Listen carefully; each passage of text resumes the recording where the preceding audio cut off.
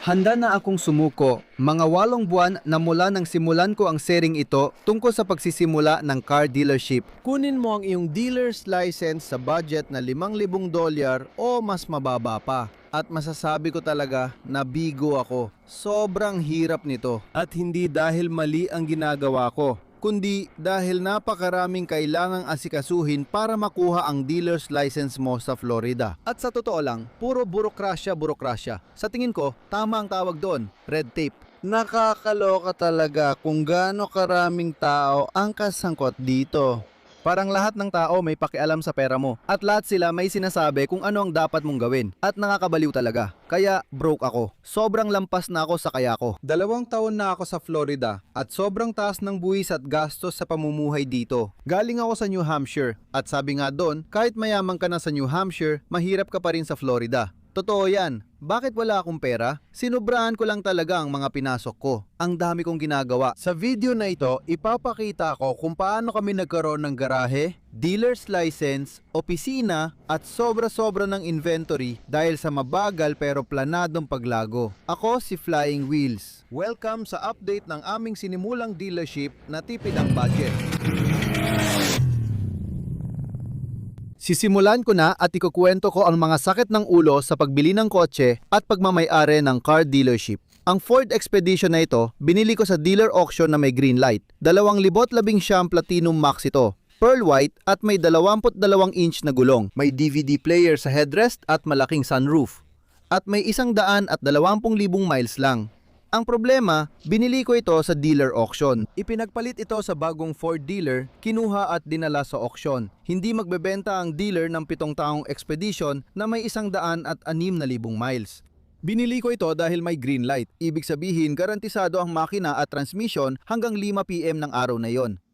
Binili ko ito sa magandang presyo at ako ang nagmaneho papunta rito. Si Nacho, tagalinis ng kotse, ang nagalis ng pangit na balot.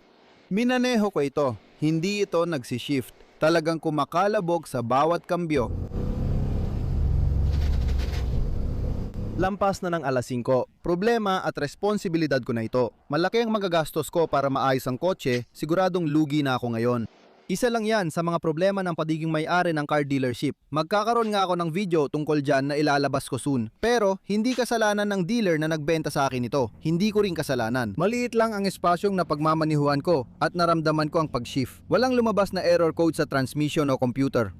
Nung una ko minaneho, malamig pa makina kaya okay lahat. Pagkalipas ng ilang araw, nag-drive ako ng 50 milya tapos nagkaproblema sa gear. Gagawa tayo ng hiwalay na video tungkol dito. Hindi dealer ang may sala.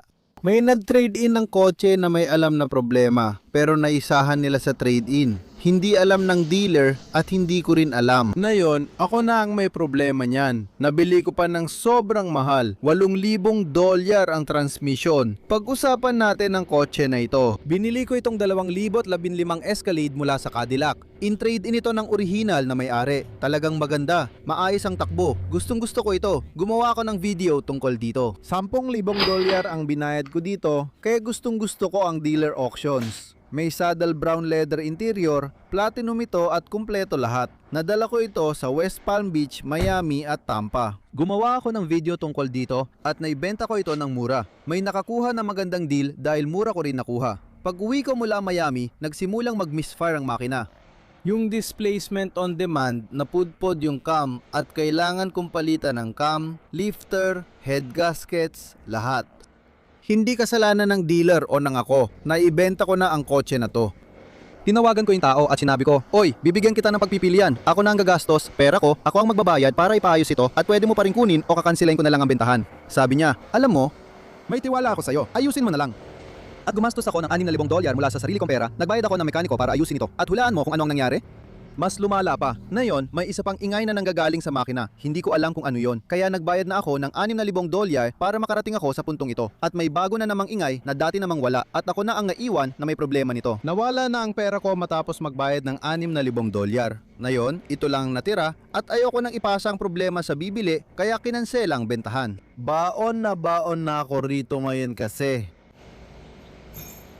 Hindi ako maninisi ng kahit sino. Naiwan lang ako ngayon na may 2 sasakyan na nagastos ko ng malaki habang nagsisimula pa lang ako ng bagong dealership ng kotse. Ngayon, kasalanan ko ito. Alam ko naman na hindi dapat bumili ng lumang Tesla. Pero ang 10 taong gulang na kotse ay hindi pa matanda. 12 taon na ang kotse na ito. 8 taon na ang kotse na iyon. 6 na taon na ang kotse. 15 taon na ang jeep. Hindi luma ang 2016 na ito at hindi pa kalumaan ang 105,000 milya. Ganap ng patay at hindi na gumagana ito. Akala ko maganda ang presyo ng Tesla Model S na nakuha ko. Para sa akin, sulit pa rin ang sugal. Gusto ko lang talagang magkaroon ng murang Model S. Mayroon itong Ludicrous Speed o Ludicrous Motor o kung anuman. Nagbayad ako ng $8,500 para dito. Isang buwan na itong nakatingga rito, patay at hindi gumagana, sumasakop ng espasyo. Binili ko yon sa isang dealer auction at may nagpasalo nito sa akin sa kasama ang palad. At problema ko na ito ngayon at hindi ko alam kung anong gagawin ko dito. Bakit ko ba ipinapakita sa inyo lahat ng problemang ito? Lahat ng sakit ng ulo na ito.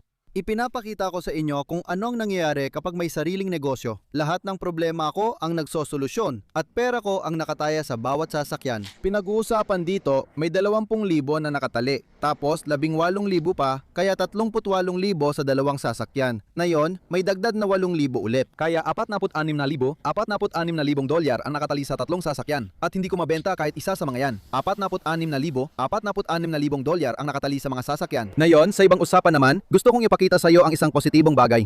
Alam nyo na si Wizard. Si Nacho ay nagtatrabaho sa 2017 Cadillac Escalade. Nagpapalit ng motor mounts at gulong. May paparating din na video tungkol dito. Maganda pa rin ito kahit may 170,000 milya na at marami na kaming nagawa rito. Sobrang excited ako na ipalabas ang video na ito dahil isa ito sa mga proyekto na dati ay mahirap pero ngayon ay hindi na. Pag natapos ang motor mounts, may popost na ito. Nakalista na rin ito sa website namin. Ang ganda talaga. Bagong gulang lahat, bagong motor mounts, bagong sway bar links. Malinis ito, magandang takbo, at may DVD players pa. Kaya ang punto ko, hindi lahat ay masama. Palagi ko na itong sinasabi. Kailangan mas marami kang panalo kaysa talo. Basta't hindi ka lugi, kumikita ka. Kung palagi kang bumibili ng problemadong kotse, palagi kang bumibili ng basura. Malulugi ka agad, lalo na kung may mga utang ka pa sa mga bagay na yan. Hindi ako pwedeng magbayad ng interes sa 48,000 ng mga kotse na hindi ko mabenta. Sabi ko, bibigyan kita ng update. Ito ang Dodge Viper ko na binili ko mga buwan at kalahati nang nakalipas at fully detailed na. Maayos ang takbo, pero binili ko itong may natutuklap na pintura sa hood. Hindi pa matatanggap ng body shop hanggang susunod na linggo. Pero itong kotse na ito, nagkakahalaga rin ng $25,000. Kaya sabihin na lang natin na may 50,000 tayo nakatingga para sa 3 kotse na yon. May $75,000 na halaga ng mga kotse na di pa pwedeng ibenta. Kakasimula ko pa lang sa negosyo at unti-unti pa lang kaming bumabangon. Kailangan kong bumili ng paninda. Kailangan nating gumalaw. At kapag nakuha na natin ang tamang ritmo, kapag may sistema na tayo, magiging tuloy-tuloy na ang lahat at alam mo na, bibili tayo, aayusin at magbebenta, tapos bibili ulit, aayusin at magbebenta ulit ng tuloy-tuloy. Hindi pa lang talaga nangyayari yan ngayon. Kaya habang hindi pa nangyayari yon, malaki pa rin ang gastos ko. Sinabi natin na magsimula ng car dealership sa $5,000. Oo, pwede kang kumuha ng dealer's license. Sa palagay ko, umabot sa $8,000 ang nagastos ko dahil sa renta para sa dagdag na buwan habang hinihintay ang lisensya. Kaya gumastos ako ng halos $10,000. Pagkatapos, kailangan mo pa ng working capital para makabili ng mga sasakyang ibebenta. Alam mo, may pera ko para bumili ng sasakyan at maipit ang pera ko ron. Okay lang mag-ipon ng inventory. Pwede kang magsimula sa maliliit at murang sasakyan. Ipinakita ko na sa iyo kung paano ako bumili ng mga sasakyan sa halagang $2,000 o $3,000 na ipapakita ko pa sa iyo mamaya. Sinabi ko na sa iyo na magastos magsimula ng ganitong negosyo. At minsan, baka marami kang pera na nakatali sa mga sasakyan. At kung kapos ka sa pera, baka bagay sa iyo ang sponsor natin ngayon. Ang Clover ay isang financial app na nagbibigay ng mabilis at matalinong access sa sarili nilang pera, walang tagong bayarin o mapagsamantalang gawain gaya ng sa payday loan. Binibigyan ka ng Clover ng maagang access sa sarili mong kinita, walang interest, walang late fees at walang credit check ang Clover. Sa halip, kumikita sila sa pamamagitan ng pakikipag-partner sa mga brand ng ibang kumpanya na kanilang ine-endorso sa kanilang app pati na rin sa mga instant advance fee. Pwede kang maghintay ng ilang araw para sa cash advance o magbayad ng maliit na fee para agad itong may deposito. Hindi tulad ng ibang app, walang buwanang bayad para sa advance. Kaya kung kailangan mo ng pera, isipin ang Clover. Salamat sa Clover sa pag-sponsor ng video. Subukan mo ito sa pamamagitan ng pag-scan ng QR code dito o pag-click sa link sa aking description para makakuha ng hanggang $400 bago ang iyong sweldo, walang interes, walang credit check at walang late fees. Salamat Clover, salamat din sa inyong lahat. Balik na tayo sa video. Maganda sa pagmamay-ari ng dealership ay may magagandang deal, gaya ng nakuha kong 2,015 Wrangler. Mayroon itong 140,000 milya at sa tingin ko, binyayaran namin ito ng 7,500. Maaring pagmamay-ari na namin ito ngayon ng 8 hanggang $9,000. Nakalista ito sa aming website para ibenta. Talagang maganda ito ngayon, pero hindi ito ganoon nung una namin itong binili. At yun ang nakakatuwa para sa akin. Nasisiyahan akong gumawa ng mga video. Nasisiyahan kami sa paggawa ng mga proyekto. Gusto kong gawing maganda ang mga pangit na bagay. Tinanggal at pininturahan namin ng grill, pati na ang mga bumper at fender. Sa tingin ko, ito ang video namin last week. Maganda ang frame. Gusto ko talagang tumira sa Florida at makita ang ganitong mga frame. Palagi kong sinasabi, kailangan ng dahan-dahan at planadong pag-unlad, hindi pwedeng bigla ang sumabak. Nagsimula ako mag-video ulit dito sa Florida sa driveway ko at lahat nagtatanong kung bakit ako doon nagtatrabaho. Ganyan ko sinimulan ng negosyo. 20 taon na ang nakalipas, nagtatrabaho sa driveway. Nagkaroon kami ng shop pero wala akong oras pumunta, kaya sa driveway pa rin kami nagtatrabaho. At pagkatapos, itinayo namin ang shop at ngayon doon na kami nagtatrabaho. Pero lumaki na kami at hindi na kasya sa shop kaya kailangan ko nang magtrabaho dito at hindi na mula sa opisina ko sa bahay. Habang si Nacho ay nagde-detail ng kotse sa garahe, ako naman ay nagtatrabaho sa bahay hanggang nagpasya akong kumuha ng sariling opisina. Ngayon, may opisina na kami at dito na ako nagtatrabaho. Ayoko mag-asikaso ng papeles at magpapasok ng customer sa garahe para bumili ng kotse. Kaya ngayon may maganda at malinis na akong opisina. Parang natigil ako kasi wala akong mesa, upuan o kahit ano. Isa itong talagang walang laman na kwarto nang meron lang ay isang karton na kahon at isang upuan. Kaya kailangan ko na talagang ayusin ang opisina ko. Nakikita mo naman kung gaano karami ang proyekto at gawain na sabay kong hinaharap. Kaya halos 2 buwan ko nang nabayaran ng opisina na ito at hindi ko pa man lang nagagamit at dahil iyon sa kakulangan sa oras, wala akong oras. Sobrang dami ng mga bagay na pinasok ko at kailangan ko ng tulong. Dito ako dadako sa usapan tungkol sa mabagal at maingat na paglago. Kailangan ko ng taong magpapatakbo ng lugar na ito. Wala na akong oras para gawin lahat ng trabaho. Kailangan ko ng mas magaling na papalit at mag-manage ng gawain ko, kaya iyon ang susunod naming hakbang. Nagsimula ulit kami sa bahay ko at nakahanap ng maliit na garahe. Hindi na kami kasya roon. Kailangan ko ng mas malaking espasyo at opisina kaya ipapakita namin ito mamaya. Ngayon may opisina na ako. Sobrang busy at kailangan ko ng tulong kaya mag-hire na kami ng tao. Makikita mo kung paano lumago ang negosyo dahil sa pangangailangan. Hindi ako nagmadali, dahan-dahan lang. Nabanggit ko ring hindi na kami kasya rito. Kaya ipapakita ko sa inyo ang mga ginagawa ko. Ngayon, dahil hindi na kami kasya rito, kailangan ko ng paradahan ng sasakyan. Sa New Hampshire, wala akong ganitong problema. Kaya akong maglagay ng 25 hanggang 30 sasakyan sa lote ko noon. At meron din akong industrial na gusali noon na kayang magkasya ng walang limitasyong mga sasakyan. Hindi ko kailanman naisip na hindi ko pwedeng bilhin yan, wala akong paglalagyan. Pero dito, kailangan ko nang isipin yon. Naging totoong problema na ito. Tara, dali na natin ang expedition at ipapakita ko sa inyo ginagawa ko. Tingnan natin kung mag-hard shift ito. Malamig pa kasi ngayon. Bala ko rin ibigay ito sa asawa ko dahil gusto ko talaga ito. Ang ganda ng shift at aalis sa tayo ngayon. Dahil malamig, ganito mo siya tinitingnan sa auction. Nagsi-shift siya gamit ang 10-speed automatic transmission at maganda ang shifting dahil malamig pa. Kaya sa auction, pag ganito ang pagmamaneho mo, na hindi ko nga kayang patakbuhin ng ganito kabilis, parang perpekto lahat. Pero pag uminit na, dun mo na makikita at maririnig. Ulit, ibang video pa ito dahil may mga bagay kang dapat bantayan, mga warning signs at dapat ayusin. 5 minuto na akong nagmamaneho at maayos pa rin ang takbo. Malalaman lang nila kung mag long drive sila gamit ito. Kaya ako at yung dealer na pinagtradean, walang nakakaalam. Mangyayari yan sa video na ito, kaya ang pangunahing tema ng video na ito ay ang pagiging broke ko at ipapakita ko sa inyo kung saan napunta ang karamihan ng pera ko, dito mismo. Kaya ulit, mahirap talaga ang parking dito sa South Florida. Wala talagang available na espasyo. Kaya sinabi ko sa inyo na may storage at industrial complex ako sa New Hampshire na walang limitasyon sa espasyo. Ito ang pangarap ko, kalimutan ng car dealership, gusto ko lang ng lupa. Dito napupunta ang mga sobrang sasakyan ko. Sa New Hampshire, dati namin inilalagay ang mga sobrang sasakyan namin. Ngayon, nasa Florida na ang mga sobrang sasakyan namin. Meron kaming 2,012 Nissan Altima na nakalista sa website namin. Meron din kaming 2,008 Pathfinder na nakalista sa website namin. May Sienna rin kaming nakuha sa trade at nakalista sa website. Yung Wrangler, napakita ko na sa ibang video. Ito ay isang 2011 Wrangler na may 85,000 milya. Isang may-ari lang at naka-supercharge na at maraming accessories. Para ito sa YouTube viewer, 6-speed manual transmission. Mayroon itong fabric premium soft top 2.5-inch lift kit CB radio. Milinis namin ito, ginawa naming sobrang ayos. May underlights din ito. Ginawa namin itong babagay sa kahit sino, kaya tinanggal namin ang lahat ng bagay na para lang sa kanya at ginawa lang naming sobrang ayos. Excited ako para dito, may winch pa rin ito. Nasa website din namin ito, www.flyingwheels.com kung may interesado. At ito naman ang $2,000 auction challenge na ginawa ko kasama ang anak ko. Kaya kami ng anak ko, nabigyan ko na ng konting teaser. Pasensya na. Ako at ang anak ko, pinautang ko siya ng $2,000 para sa una niyang flip. Naka-for sale na ang Civic. Nung nandun ako, sabi ko, gusto ko ring sumali sa challenge na to. Baka makabili ako ng kotse sa halagang $2,000. Bibigyan kita ng teaser. Pathfinder, abangan nyo sa next video. Mukhang tungkol ang video na to sa mga darating pang videos.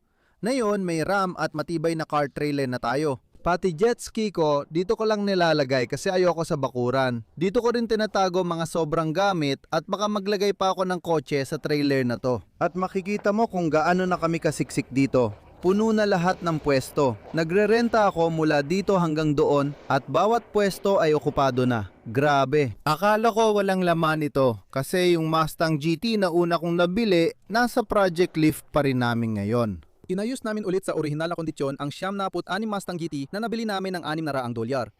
Akala ko walang laman ng trailer kasi nandito ang Mustang. Pero may Jaguar X-Type din pala, may 100 at 80,000 milya na. Nakasale ito sa website namin, grabe. Wala na talaga akong espasyo. Pero habang nandito tayo, gusto ko lang ipakita yung isang bagay na astig. Na yon, nakatira ako sa tabi ng tubig. Pangarap ko yon. Dahil nakatira ako sa tabi ng tubig, wala akong lupa at paradahan. Isa sa mga bagay na talagang nahihirapan ako at hindi ko pa nabanggit na yon ay gumastos ako ng $250 sa Harbor Freight na yung araw para sa isang floor jack. Mayroon akong buong shop, 4 na bay na shop na isiniksik sa isang container sa New Hampshire na pinatakbo ko ang buong negosyo ko mula doon. Lahat ng gamit ay nasa loob ng container. Hindi ko madala kasi walang mapaglagyan. At talagang pinapahirapan ako nito. Kaya bumili ako ng floor jacks na meron na ako. Kailangan ko ng kompresor na meron na rin ako. Kailangan ko pang bumili ng mesa para sa opisina ko na meron na ako doon sa taas. Nasa norte pa rin gamit ko, iniwan ko sa trailer. Ngayon binibili ko ulit ang lahat dito. Sige, ito ang gusto kong ipakita sa iyo. Lahat ng mga sasakyan na ito ay bahagi lang ng koleksyon na gusto ibenta ng taong ito. Kaya meron siyang ilang rat rods. Mukhang ano yan Ano yan, ranchero ba o El Camino doon? Kaya ito ang isa sa mga rat rods niya. Itong taong to ay dating car dealer sa bayan namin noon. Isinara na niya ang tindahan kaya ina-enjoy niya ang buhay at bumibili ng laruan. Gusto rin niyang ibenta ang marami sa mga ito. Heto ang isang 62 Valiant. Magaganda ang kondisyon ng lahat ng sasakyan at lahat ay umaandar. Silipin mo ang loob ng Valiant na ito. Yung mga white wall na gulong ay maayos pa at malinis. Mayroon pa siya, yan ba ay El Camino? Oo, parang 66 El Camino yan. At malinis din ito. Ano ang nasa ilalim ng hood? Wow, tingnan mo yan. Mukhang Chevy 350. At meron pa siyang ganito na may Cobra engine. Galing ito sa parang 78 SVT Cobra. Galing ito sa parang 79 SVT Cobra, kaya tingnan mo ito. Isang rat rod na may Tommy gun shifter, right-hand drive, at may Cobra engine. Tapos, meron din tayong Cobra wheels. Heto ang loob ng El Camino. Panurin mo kung paano magsara ang pintong ito. Grabe, may iba pa bang nakaka-appreciate ng mga ganitong bagay? O ako lang ba? Meron siyang horseless carriage dito na talagang astig. Wow! Nagpapalit siya gamit ang hila ng tali. Astig, gusto ko rin na magkaharap ang mga bangko. At meron pa itong parang latigo para sa kabayo. At syempre, huli pero hindi pa huli, isang military police Humvee. Kaya ang ganda rin ito. At wow, ito ay totoong military Humvee na may turret at lahat. Diyan upo ang gunner. Grabe. Hindi pa talaga ako nakakakita ng totoong military Humvee. Laging kulang ang gamit. Kaya gusto niyang ibenta ang lahat ng ito. Kung may interesado sa alinman sa mga ito, kontakin lang ako. Ay message lang ako sa www.flyingwheels.com at sabihin kung magkano tingin nyo halaga nila. Gagawa ako ng mas detalyadong video kung may gusto pa kayong makita o malaman tungkol sa mga sasakyan na ito. Kaya ipinakita ko sa inyo kung paano ako nagsisimula sa maliit. Pero gusto ko ring ipakita sa inyo kung paano gumagana ang isip ko at kung ano ang pinakahanggarin ko. Tingnan mo lahat ng bakanteng lupa dito sa highway. At itong gusali na ito dito, 30 taon ng pagmamay-ari ng mga taong ito ang gusaling ito at ayaw nilang ibenta. Nagpakilala na ako sa kanila at sinabi ko, "Uy, kung sakaling gusto niyo ipagbili ito, pakiusap, ipaalamin niyo sa akin." Paborito ko itong pagmamay-ari pero walang nagbebenta. Naiintindihan ko, di ko rin ibebenta dahil mahalaga at madali lang sila. Katulad nito dito, hindi ko magawa. Gusto ko yung lupang may gate pero ayaw nilang ibenta. At kung ibebenta man nila, gusto nila ng malaking halaga, ganito. Ayan na, pakinggan mo. Basahin mo ang manual. Narinig mo yung ingay? Hindi mo na ito aandar ngayon. Sige, ayan na. May binebentang gusali dito sa complex. Ngayon, akala ko nahanap ko na ang solusyon. Binebenta ang gusaling ito. 1, 2, 3, 4 na unit. Pero tinan mo, zero parking. Pwede ka lang mag-park ng isang sasakyan sa harap ng bawat bay. Yan mismo ay for lease pero 2 sasakyan ang kasya sa harap nun. Kaya kapag ikaw at empleyado mo ay nag-park na, wala nang mapaparadahan ang customer para tumingin o bumili.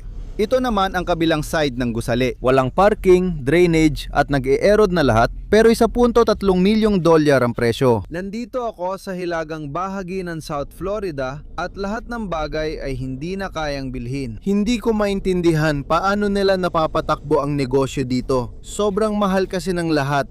Sa bahagi ko, siguro sa susunod na linggo ko tatalakayin ang ikalawang bahagi ng serye tungkol sa car dealership. Nakuha ko ang lisensya ko bilang dealer. Inabot ako ng 6 na buwan. Nakuha ko ang lisensya ko bilang dealer at nag-expire ito 2 linggo matapos kong makuha ang lisensya. Ganoon ka backward ang estadong ito. 6 na buwan bago ko nakuha, tapos 2 linggo lang ang visa. Walang sinuman, kahit sino sa desk na nadaanan ng aplikasyon ko, ang nagsabi, "Uy, Craig, alam mo ba mag-e-expire na ang lisensya mo sa loob ng 2 linggo?" Siguro para na lang sa 2027 dapat natin ginawa ang aplikasyon kasi sa 2027 pa naman ito. Totoong nangyari yon. Totoong nangyari talaga. Kaya sa susunod kong video, ipapaliwanag ko kung ano ang mga kailangang gawin para ma-renew ang dealer's license ko at kung magkano ang nadagdag na gastos para ulitin ko ulit ang buong proseso. Nakakabaliw kung gaano karaming bagay ang walang sense dito sa estado na to. Pero isa sa mga gusto ko sa Florida ay itong unlimited na car wash. Laging maganda ang mga kotse ko. Kahit parang may marmol sa transmission, sigurado akong maganda pa rin ito. Umuulit na naman, hindi ako makausad. Diyos ko, gusto kong makuha yung tunog, hindi ako makaalis. Heto na, Hindi ako makaalis. hindi nito alam kung anong gear ang gusto niyang gamitin. 10 speed. Bigyan mo na lang ako ng 5 speed. Sobrang hindi naman kailangan nito. Lumalala na kaya bumalik ako sa shop ko ngayon. Tapos na ang araw para sa iba, pero hindi pa sa akin dahil marami pa akong ginagawa kasama ang pag-edit ng video na kinukunan ko ngayon. Habang pinapanood mo ito, siguro 2 oras na mula nang kunan ko ang video. Kaya kinunan ko ang video, in-edit ko ito, pumili ng thumbnail, nag-search engine optimization, lahat ng yan, at gumawa ng thumbnail. Alas 7:05 na pero ipapalabas pa ito ng alas 8:45. Ginawa ko lahat yon sa iisang araw kaya kailangan ko na talagang kumuha ng tao. Ganito mo, makikita kung paano ito nangyayari.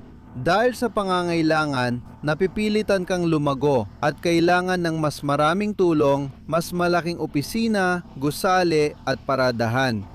6 na buwan pa lang ang lumipas, dati sa driveway lang ako nagtatrabaho. Ngayon, may opisina, garahe at overflow na parking. Gusto ko na talaga ng sarili kong lugar at handa na ako. Dadalahin kita sa bahay ko para ipakita ang nangyayari. Hindi ko pa nagawa ang buong update sa bahay at gusto kong ipakita sa iyo kung saan pa may mga sasakyan para makita mo kung gaano ito ka-overwhelm.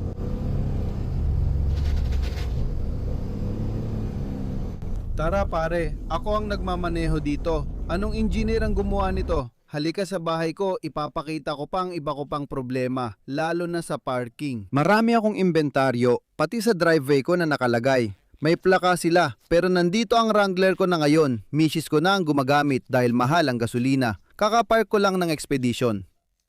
Yung Range Rover ko na gusto kong gamitin, binebenta ko na lang kasi bihira ko magamit. At saka ang Escalade ng misis ko. Kaya meron kaming kotse ng misis ko, kotse ko, Range Rover, Expedition, at saka yung Z3 na katatapos ko lang ayusin. Kaya binebenta ko rin yon. Yung Grom ko, ginagamit ko lang paikot dito sa neighborhood. Ito pa rin opisina ko kasi di ko pa naaasikaso yung bagong opisina na binabayaran ko, kaya nasasayang pera ko. Pero balang araw, magiging opisina ko rin yon. Kaya investment pa lang siya ngayon, pero gumagastos lang ako para sa opisina na wala pa akong oras lagyan ng mesa o bumili ng mesa o upuan. Ngayon, marami sa inyo ang nanonood ng mga video ko dahil sa squatter at sa na-foreclose na bahay. Ito yung na-foreclose na bahay. Meron tayong mga bagong bintana, bagong malalaking pinto, may bar tayo, may patio tayo, may pool tayo at may spa tayo. At meron tayong maliit na lugar para sa mga bata na maglaro sa damuhan at access sa buong mundo. Ang bahay na ito ay may maraming proyekto na umubos ng oras at lakas ko. Bukod sa pagkuha ng dealer license at pagsisimula ng negosyo, ako rin ang general contractor ng renovation ng bahay. Sa bahay, bagong pintura, bintana, pinto, sahig, kusina, banyo, at malalaking picture window, hindi pa ito kasama. At mas marami pa akong naging sakit ng ulo dito dahil sa mga bintana, pool, at mga kontratista sa Florida kaysa sa kaya kong ikwento sa video na ito. Magbibigay ako ng update tungkol sa renovation ng bahay na inookupahan ng squatter siguro sa 1 o 2 linggo dahil halos tapos na ito. Alam kong marami ang nagtatanong kung ano nang nangyayari at gusto ko lang ibahagi sa inyo ang mga red flag, mga bagay at babala na dapat bantayan kapag kumukuha ng mga kontratista, ang mga kasinungalingang sinasabi, ang mga taong hindi nagpapakita o kaya naman ay kumukuha ng deposito tapos hindi mo na sila maririnig ulit. Ganon talaga. Ang Florida ay isang kakaibang lugar at talagang kailangan mong mag-ingat. Parang Wild West dito at kanya-kanya talaga ang mga tao at nakakainis kasi parang lahat gusto kang pagkakitaan. Sobrang grabe talaga.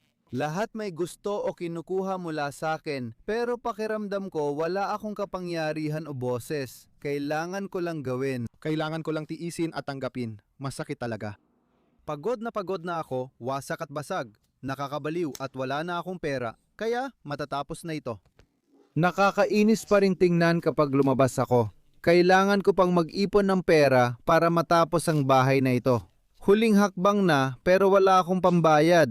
Ayoko ng utang, gusto ko akin lahat at walang utang sa iba. Sobra na ang nagastos ko sa paninda, kaya wala na akong oras ipakita sa tao. O kahit nasa website o marketplace ang mga sasakyan, wala akong oras ipakita sila, kaya naiipon lang. Mas inuuna ko gumawa ng mga video.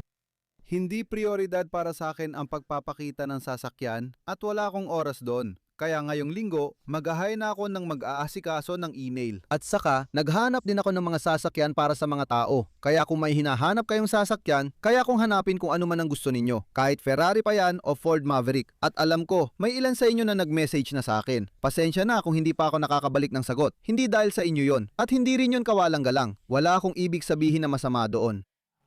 Wala lang akong oras ngayon, pero simula next month, dahil may opisina na kami, makakahay na ako ng tao na gagawa ng mga ginagawa ni Lauren para sa akin sa New Hampshire. Kaya ganito na ngayon. Sa tingin ko, makikita nyo sa mga mata at maririnig nyo sa boses ko kung gaano ako kapagod. 2 taon na akong tuloy-tuloy na nagtatrabaho para bumuo ng bagong mundo dito sa Florida, iniwan ko lahat sa New Hampshire. At parang ang lapit ko na, pero sobrang pagod na ako, lupaypay at talagang bagsak na bagsak. Para ba ito sa paglalabas ng sama ng loob o may mapupulot na aral dito? Siguradong nakapagbibigay ng impormasyon, mga bagay na dapat bantayan sa Florida. Pero ito ang dahilan kung bakit ko ito ginagawa. Kahit gaano ako ka-stress, kahit gaano ako kapagod at overwork, dito pa rin ako nakatira. Bumababa kami gabi-gabi ng pamilya ko at aso, tapos umuupo para panoorin ang paglubog ng araw. Siguro kaya kami nagbabayad ng Florida tax. Nagbabayad kami ng vacation tax para manirahan sa lugar na pinupuntahan ng mga tao para magbakasyon. Kailangan kong tingnan ang positibong panig, pero kailangan kong mag-liquidate at ibenta lahat. Kung may gusto kayo sa gamit ko, kontakin ako sa www.flyingwheels.com at ipaalamin nyo sa akin. Salamat kay Clover sa pag-sponsor ng video. Mag-edit muna ako ng video at manonood ng sunset para mapreskuhan ang isip. Salamat sa panonood, kita-kits ulit. Magandang araw, paalam.